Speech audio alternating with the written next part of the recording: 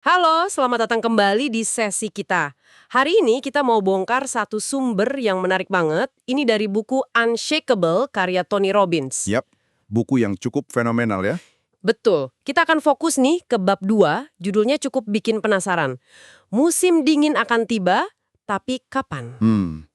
Judul yang langsung menangkap perhatian. Nah, di bab ini ada 7 fakta penting yang katanya sih bisa membebaskan Anda dari rasa takut soal koreksi pasar atau bahkan kejatuhan pasar saham. Oke, 7 fakta pembebas ketakutan. Menarik. Jadi misi kita hari ini jelas ya, kita coba pahami pola-pola pasar ini bareng-bareng supaya Anda bisa investasi jangka panjang dengan ya lebih tenanglah, lebih percaya diri, biar jadi unshakable Jadi gitu. tak tergoyahkan menghadapi naik turunnya pasar gitu ya. Persis. Siap nih mengubah rasa takut jadi kekuatan? Mari kita gali lebih dalam. Mari. Cemas soal pasar saham, iya nggak sih? Oh pasti, mau pasar lagi tinggi atau lagi turun, atau kayak sekarang nih, rasanya gak pasti. Betul, selalu ada aja bisikan, wah musim dingin pasar bakal dateng nih. Apalagi lihat kondisi ekonomi global sekarang. Iya, agak aneh ya kadang-kadang. Contohnya aja suku bunga negatif di beberapa negara maju, kayak Swiss, Jepang. Ini kan belum pernah kejadian sebelumnya dalam sejarah perbankan loh. Masa kita malah bayar buat naruh uang di bank? Absurd memang kedengarannya. Dan itu nambah lapisan ketidakpastian lagi ya buat investor. Nah itu dia, menggarisbawahi ketidakpastian yang ada. Tapi nih, inti dari bab 2 buku ini sebenarnya menawarkan sudut pandang yang agak beda. Penurunan pasar, mau itu koreksi atau bear market, itu sebetulnya ya wajar aja, bagian dari siklus. Wajar ya, bukan sesuatu yang harus ditakuti banget. Justru itu, kemunculannya itu berpola, meskipun kita nggak tahu persis kapan datangnya. Jadi kuncinya bukan jadi dukun pasar, tapi paham polanya, biar kita bisa kelola respon kita. Oke, oke. Kayak kata Peter Lynch, investor legendaris itu, kunci cuan di saham itu bukan menghindari takut, tapi jangan sampai rasa takut itu ngusir kita dari pasar. Wah, dalam juga tuh. Jadi musuh utamanya bukan pasarnya, tapi rasa takut kita sendiri ya. Tepat sekali. Ketakutan itu yang bikin kita ambil keputusan keliru seringnya. Di buku ini ada analogi bagus deh tentang manusia purba sama pola musim. Oh iya, saya ingat bagian itu. Awalnya kan hidup mereka nggak pasti banget. Hari ini makan apa, besok gimana. Tapi terus mereka mulai ngamatin alam. Belajar siklusnya ya. Kapan tanam, kapan panen. Nah, pengenalan pola itu yang mengubah hidup mereka. Dari serba kurang jadi berkelimpahan. Nah, idenya sama nih kalau diterapin ke pasar keuangan. Masuk akal. Jadi kalau kita paham pola historis pasar, kita jadi lebih kuat, lebih yakin gitu. Menggantikan rasa takut. Kurang lebih gitu. Makanya di bab 2 ini dikenalin 7 fakta kebebasan. Ini 7 kebenaran berdasarkan data puluhan tahun buat membebaskan Anda dari takut sama gejolak pasar. Oke, mari kita bedah satu-satu nih fakta kebebasannya. Fakta pertama apa? Fakta pertama, koreksi pasar, yaitu penurunan minimal 10% dari puncak, itu sering terjadi. Banget malah. Seberapa sering memangnya? Data historis lebih dari seabad nunjukin rata-rata kejadiannya sekali setahun. Sekali setahun. Wow. Itu penting tuh dicatat. Iya kan? Kalau sesuatu terjadi sesering itu, artinya ya itu bukan anomali, bukan tanda kiamat pasar. Itu udah bagian ritme normal pasar, dengan langsung panik jual semua. Lihat itu sebagai, oh, ini emang bagian dari siklus tahunan yang udah diperkirakan. Oke, masuk akal. Lanjut ke fakta kedua. Ini mungkin sedikit bikin lega nih. Mayoritas koreksi, katanya lebih dari 80%, itu nggak berlanjut jadi bear market. Nah, ini juga penting. Jadi bear market itu kan definisinya penurunan 20% atau lebih ya. Betul. Jadi nggak setiap koreksi 10% itu pasti ujung-ujungnya kehancuran besar. Kebanyakan cuma badai kecil aja. Implikasinya ini praktis banget loh. Ini bantu kita jaga perspektif. Bantu kita nahan diri biar nggak overreact sama turbulensi pasar yang sebenarnya relatif kecil. Biar nggak keburu jual gitu ya, pas baru goyang sedikit. Persis, harus bisa bedain mana gangguan sementara, mana masalah yang beneran fundamental. Siap. Fakta ketiga nih. Ini kayaknya bakal nantang keyakinan banyak orang. Nggak ada satu orang pun yang bisa konsisten dan akurat prediksiin kapan pasar naik atau turun. Mitos prediksi pasar, selalu aja ada yang ngaku bisa ya. Iya kan? Kita dibombardir terus sama prediksi di media dari para pakar. Buku ini ngasih contoh loh. Contohnya gimana? Misalnya, Dr. Noriel Rubini yang sempat terkenal karena benar prediksiin krisis 2008. Tapi ternyata dia juga salah prediksiin resesi atau koreksi besar beberapa kali sebelum dan sesudah itu. Oh gitu. Jadi nggak selalu benar juga ya? Enggak.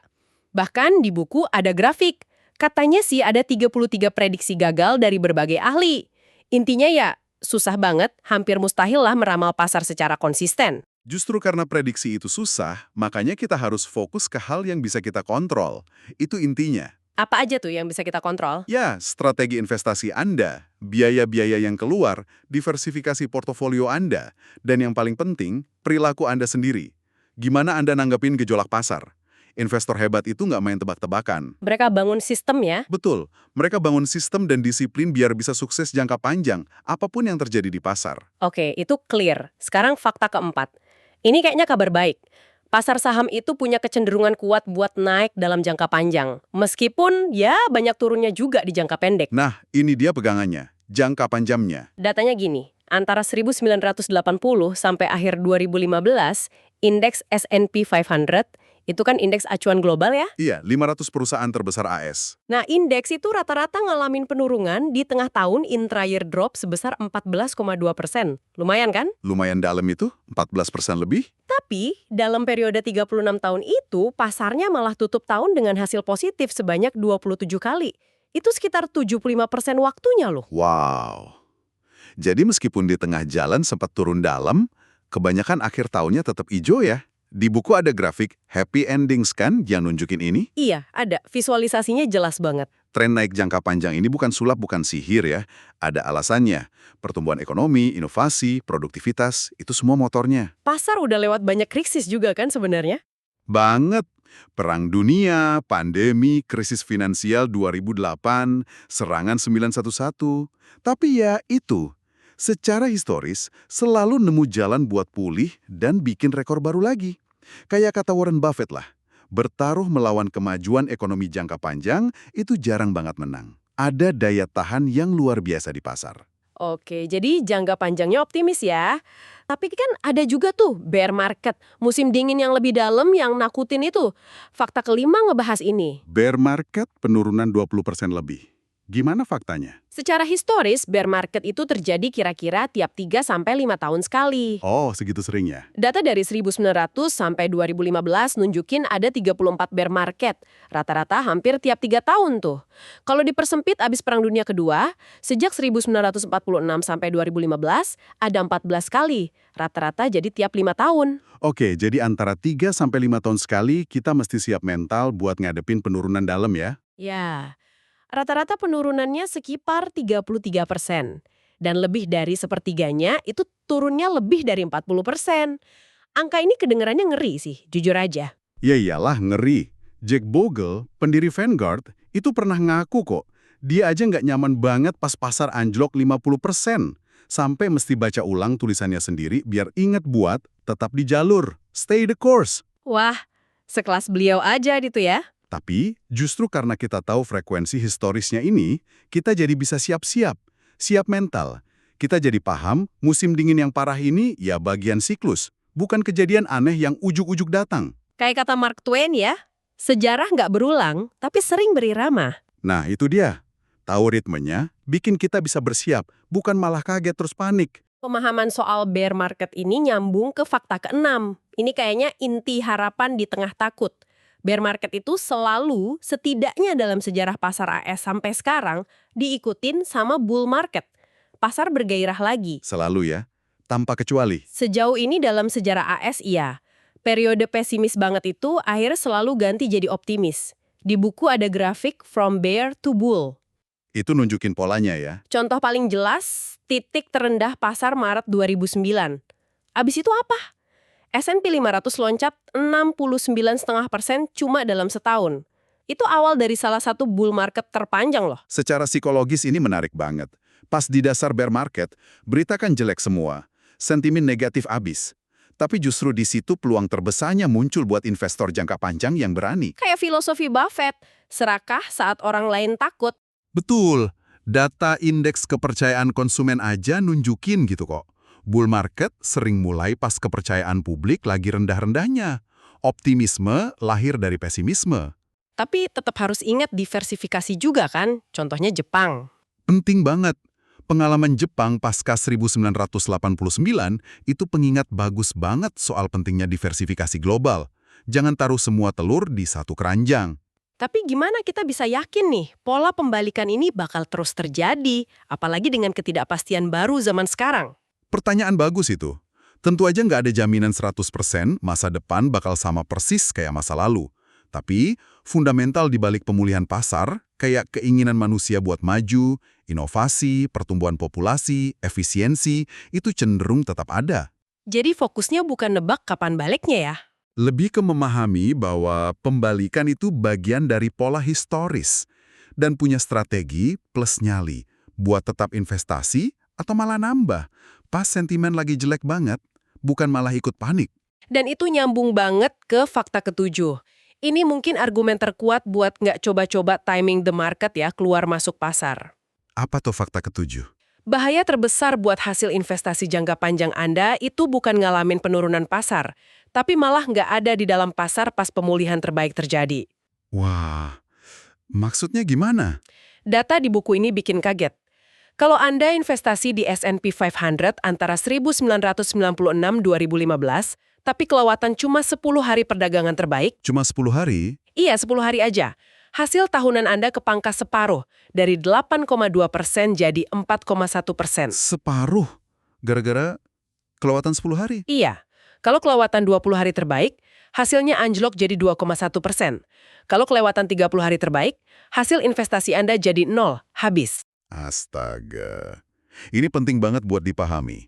Yang lebih gila lagi, studi JP Morgan nemuin 6 dari 10 hari pasar terbaik dalam 20 tahun itu seringnya terjadi cuma dalam 2 minggu setelah 10 hari pasar terburuk. Waduh, jadi kalau kita panik jual pas lagi jatuh, Kemungkinan besar Anda bakal kelewatan lonjakan pas pasar balik arah. Disitulah investor sabar panen keuntungan terbesar. Persis kayak kata Buffett. Pasar saham itu alat untuk mindahin uang dari orang nggak sabar ke orang sabar. bener juga. Malah ada studi hipotetis dari Charles Schwab, investor yang waktunya selalu salah, selalu beli di puncak pasar selama 20 tahun, itu hasilnya tetap lebih baik daripada yang simpan uangnya di cash. Serius? Salah timing terus masih lebih baik dari cash? Iya. Ini makin nguatin nasihat Jack Bogle. Jangan lakuin apa-apa, berdiri aja di sana. Don't do something, just stand there. Pas badai datang. Oke, jadi ketujuh fakta ini benar-benar bisa mengubah cara pandang ya? Banget. Pemahaman data ini kayak nyalain lampu di ruang gelap yang tadinya kita anggap ular menakutkan di jalur investasi kita, si gejolak pasar ini, ternyata pas dilihat jelas cuma seutas tali aja. Nah, ketakutan itu seringnya dari nggak tahu. Dengan pengetahuan ini, kita jadi lebih berdaya. Merasa lebih punya kontrol ya meskipun pasar nggak bisa dikontrol. Persis. Pengetahuan ngasilin pemahaman. Pemahaman bangun ketahanan mental. Kalau udah paham pola historis ini, Anda nggak bakal gampang goyah sama headline berita heboh atau naik turun jangka pendek. Keputusan investasi jadi lebih rasional. Lebih rasional, orientasinya jangka panjang. Berdasarkan data dan strategi. Bukan emosi sesaat yang seringnya merugikan. Jadi kalau dirangkum, penurunan pasar, mau kecil atau besar, itu udah sepaket lah sama investasi jangka panjang. Betul. Bagian tak terpisahkan. Kuncinya ngadepinnya pakai pengetahuan dan mindset yang benar, paham siklusnya. Musim dingin pasti datang, tapi musim semi juga pasti nyusul. Dengan gitu, Anda bisa tetap ikut serta dan ambil manfaat jangka panjang pasar tanpa lumpuh karena takut. Pengetahuan ini kayak peta dan kompas Anda lah. Setuju. Dan ini relevan banget sama tujuan finansial Anda kan? Mau capai kebebasan finansial, itu seringnya butuh partisipasi di pertumbuhan pasar modal jangka panjang. Jadi 7 fakta ini kayak alat bantu gitu ya, biar nggak salah langkah karena emosi. Tepat. Menghindari kesalahan perilaku yang didorong emosi yang bisa mahal banget ongkosnya. Nah, abis paham kalau gejolak pasar itu normal, bahkan bisa jadi peluang, langkah berikutnya apa? Apa tuh? Fokus ke yang benar-benar bisa Anda kontrol. Strategi alokasi aset, biaya investasi, diversifikasi, sama yaitu tadi, disiplin perilaku Anda. Aman? Nih, kalau gejolak pasar itu bukan monster yang harus ditakutin banget, tapi bagian siklus yang bisa dikelola bahkan dimanfaatkan. Pertanyaannya, gimana Anda secara konkret bakal siapin diri, baik mental maupun strategi? Biar jadi pihak yang ambil untung dari peluang itu, bukan malah jadi korban ketakutan Anda sendiri. Pertanyaan reflektif yang bagus tuh. Ya. Terima kasih banyak udah nyimak pembahasan mendalam kita soal bab 2 Unshakable hari ini. Semoga bermanfaat ya. Semoga pemahaman ini ngasih Anda keberanian dan keyakinan lebih lah dalam perjalanan investasi Anda. Sampai jumpa di pembahasan kita berikutnya.